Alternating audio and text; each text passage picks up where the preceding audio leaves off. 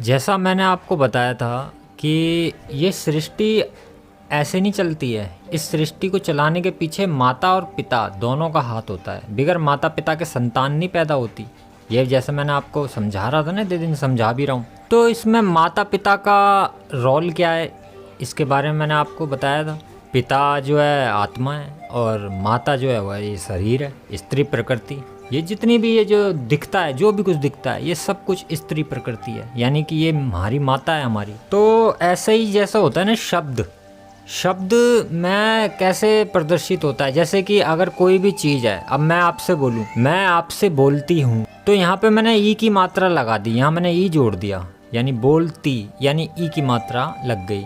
तो ये बोलती हूँ का मतलब क्या हो गया फिर? इसका मतलब क्या होगा? ये स्त्री बोलेगी इस तरीके से या पुरुष बोलेगा इस तरीके से? स्त्री। तो ऐसा ही कुछ है कि अगर हम उसमें ई की मात्रा जोड़ देते हैं किसी भी शब्द पे, तो वो स्त्रीलिंग हो जाता है ना, स्त्रियों का वो शब्द बन जाता है। ऐसा नहीं है कि ये चीज़ें सब शब्दों पे लागू होती हों।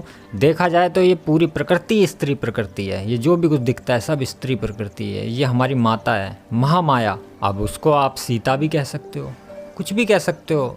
ये महामाया है, इसको आप कुछ भी नाम दे सकते हो। लक्ष्मी का नाम दे दो, सीता जी का नाम दे दो, पार्वती मैया का नाम दे दो। देखा जाए तो सब वही है, एक पार्वती मैया ही है, सब वही गौरी मैया, काली मैया, वही महामाया है, सब वही है। तो ऐसे ही है जैसे कि शिव शिव जी बिगड़ शक्ति के शिव ही नहीं है। शिव और शक्ति ये दोनों एक साथ मिलके शिव बनता है।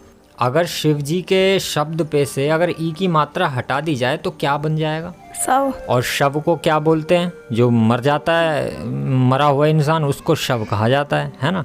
तो यानी कि कितना कुछ बदल गया सिर्फ एक ई की मात्रा हटाते ही। और जब वो ई की मात्रा जुड़ जाती है तो शिव बन जाता है और संपूर्ण सृष्टि की रचना हो जाती है उसके सामने।